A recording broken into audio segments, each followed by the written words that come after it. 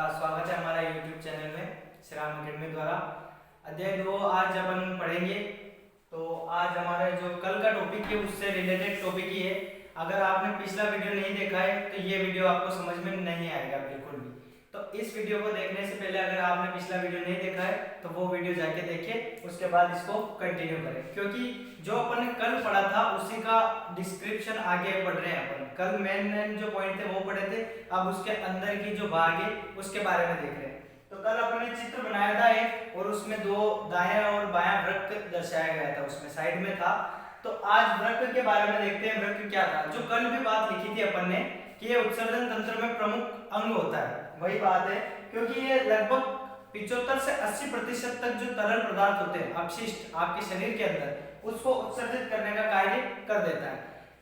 यह इसकी आकृति अगर देखने हो आपको तो एक सेम फली आती है, सेम की जो फली आती है उसकी आकृति सेम टू सेम होती है वृक्क की। और इसका कलर कौन सा होता है, गहरा भूरा रंग का। अब देखो अपने शरीर में ये कहाँ स्थित होता है, तो उदर गुहा में पीठ की ओर, जो आपकी पेट है उदर गुहा है उसमें पीठ की ओर, और आमाशय के नीचे, आमाशय के नीचे दाएं और बाएं, दो बताए थे कल, दाएं और बाएं भाग में वृक्क स्थित होते हैं। अब इसकी जो मध्य सतह है वो हाइलम, कई कई हाइलम में भी लिखा है, तो दोनों एक ही वर्ड है, कोई कंफ्यूज नहीं होना है, हाइलम या हाइलम। तो यह हाइलम जो होता है उससे कौन कौन जुड़ा होता है, मूत्र नलिकाएं, तंत्रिकाएं और रक्त वाहिनियां। ये तीनों जो चीजें ये हाइलम यानी मध्य सतह से गुजरती है, और मध्य सतह से गुजरने के बाद इनका प्रवेश होता है वृक्क में, जो वहां पर एक कीप के आकार की, कीप जो आपने कई बार देखा है प्रयोगशाला वगैरह में होता ही है इस प्रकार का, तो कीप के आकार की वृक्कीय श्रोणी होती है। वृक्कीय श्रोणी, वृक्क की जो श्रोणी होती है, यह श्रोणी कई लाख उत्सर्जन इकाइयों से मिलकर बनती है, कई हजार लाख होती है इकाइयां होती है। उनको अगर संक्षिप्त में एक चीज बोला जाए तो उसे कहते हैं अपन वृक्काणु, जिसका दूसरा नाम नेफ्रॉन है। दोनों में से कोई भी नाम आ सकता है, एग्जाम में काफी बार वृक्काणु बोला जाता है और काफी बार नेफ्रॉन, तो दोनों में कोई कंफ्यूजन नहीं होना है, दोनों एक ही नाम है। अब वृक्काणु के भाग अपन देखते हैं, दो प्रकार के भाग, बोमन संपुट और वृक्क नलिका। यहाँ पे भी बोमेन और बोमन दोनों सेम है। बोमन संपुट जो है और वृक्क नलिका ये दो भाग है। अब बोमन संपुट जो होता है, नेफ्रॉन जो यहाँ पढ़ा अपन ने, कई लाख उत्सर्जन तंत्रिकाएं, इसके ऊपरी भाग में कप के आकार का होता है, चाय पीने का कप देखा ही है, उसके सेम टू सेम आकार का होता है बोमन संपुट, जो कि जुड़ा होता है ग्लोमेरुलस से। ग्लोमेरुलस एक इकाई है, वहां से ये जुड़ा होता है। अब यहाँ बोमन संपुट में क्या होता है कि धमनी जो होती है वो अशुद्ध रक्त यानी गंदा रक्त, अपशिष्ट मिला रक्त लाती है। अब लाने के बाद उसका दूसरा हिस्सा शिरा से जुड़ा होता है, जो रक्त को स्वस्थ कर देता है, स्वच्छ कर देता है, और अपशिष्ट जो रक्त था वो शुद्ध रक्त में परिवर्तित हो जाता है।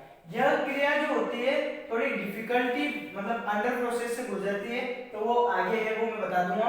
पहले यहाँ ध्यान रखना है कि गंदा रक्त धमनी ला रही है और शुद्ध स्वस्थ कौन कर रही है, शिरा। अब दूसरा जो भाग है इसी का वृक्काणु का, वृक्क नलिका, यह क्या होती है, इसका कुछ भी ज्यादा भाग वर्णन नहीं दे रखा है, एग्जाम में भी ये नहीं पूछा जाएगा। कहीं एक बार एक नंबर में पूछे वृक्काणु के भाग, तो ये नाम याद रखना है। बाकी बोमेन संपुट के नीचे की जो नलिका होती है, जो फर्स्ट भाग है उसके नीचे की नलिका होती है, एक ही काम होता है, मूत्र एकत्रित करने वाली नलिका होती है, ये बस यही काम होता है इसका। अब देखो जो यहाँ जो हेडिंग है मूत्र निर्माण। अब अपने शरीर में अपशिष्ट जो होते हैं वो अगर तरल पदार्थ में बन रहे तो मूत्र निर्माण होता है, कौन सी प्रक्रिया द्वारा होता है, 3 चरण होते हैं, 3 स्टेप्स, निस्पंदन, अवशोषण और स्त्रवण।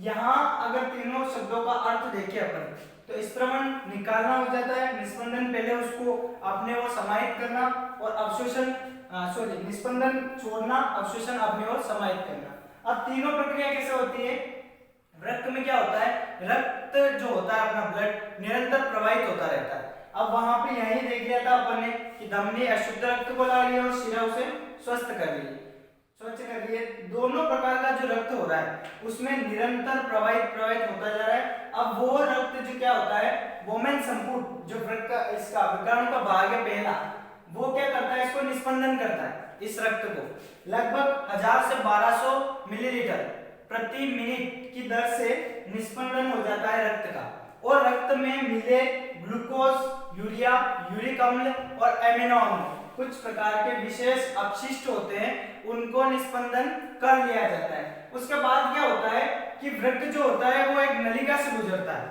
वो नलिका क्या करती है, पुनः उसका अवशोषण कर लेती है ना। वो पहले तो बनी किससे होती है, घनाकार उपकला कोशिकाओं से निर्मित होती है। और जो अपन ने यहाँ ग्लूकोज, यूरिया, यूरिक अम्ल और एमिनो अम्ल की बात की कि इनका निस्पंदन हो चुका है, उसको पुनः अवशोषण करके रक्त में मिला देती है। लगभग 99% निस्पंदन को यह पुनः रक्त में मिला देती है, जिससे वह रक्त पुनः अपशिष्ट हो जाता है। अब देखो, वहां से अवशोषण हो गया, मिल गया, रक्त वापस अशुद्ध हो गया। उसके बाद नेफ्रॉन जो होता है उसमें होती है अपवाही धमनियां, जो क्या करती है, इसका संग्रह करती है। अपवाही धमनियां संग्रह कर लेती है इन अपशिष्टों का, और यह प्रमुख कार्य करती है कि पुनः यह अपशिष्ट रक्त में नहीं मिले, और इसके बाद आपका रक्त पुनः शुद्ध हो जाता है। इसके बाद अपशिष्ट इसमें नहीं मिलते, ना ही ये अशुद्ध होता है। उसके बाद होता है, बचते इसमें क्या है, जो अपशिष्ट बच जाते हैं उन्हें कहते हैं मूत्र अपशिष्ट। वो क्या करते हैं, कहाँ जाते हैं, मूत्र वृक्क में, जो वृक्क थे दायां और बायां, वहां जाते हैं। वो जुड़े होते हैं मूत्र नली से। जो कल डायग्राम था, अगर उसको अच्छे से देखोगे तो कंप्लीट समझ में आ जाएगा कौन कहां से जुड़ा हुआ है। मूत्र नली जुड़ा होता है मूत्राशय से, है ना। जैसे जैसे मूत्राशय में ये जो अपशिष्ट होते हैं जमा होते रहते हैं, जमा होने के बाद धीरे धीरे उसका आकार बढ़ता है, और केंद्रीय तंत्रिका द्वारा उसको एक मैसेज मिलता है। मैसेज मिलने के बाद वो क्या करता है कि जमे हुए मूत्र को उत्सर्जित कर देता है। यह क्रिया होती है प्रमुख। यहाँ अगर मैसेज मिलना बंद हो जाए तो रक्त या मूत्र उत्सर्जित करना संभव नहीं है। यह केंद्रीय तंत्रिका द्वारा होती है। अब यहाँ आपका जो ये टॉपिक है उत्सर्जन तंत्र का, वो पूरा क्लियर हो गया है। अब इसके बाद अपन नेक्स्ट जो क्लास है उसमें जनन तंत्र के बारे में अध्ययन करेंगे। अगर इन वीडियो से रिलेटेड आपको कुछ भी समझ में नहीं आता है तो कमेंट बॉक्स में कमेंट कर दे, निश्चित अगले वीडियो में उसका समाधान किया जाएगा। धन्यवाद।